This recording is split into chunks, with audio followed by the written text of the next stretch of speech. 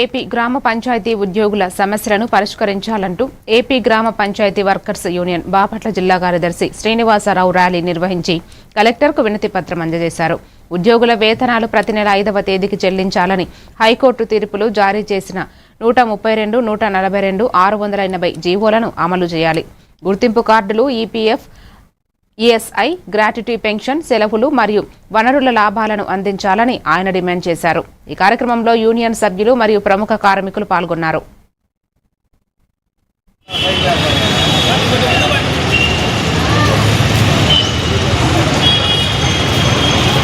గ్రామ Panchayat employees and workers union Bapatla జిల్లా కార్యదర్శి.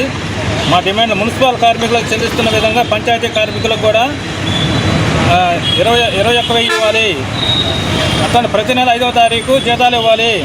టెండర్లకు సంబంధించిన హైకోర్టు తీర్పును అమలు చేయాలి. ప్రభుత్వం జారీ చేసిన 551, 132, 142, 640 జీవోలను పక్కాగా అమలు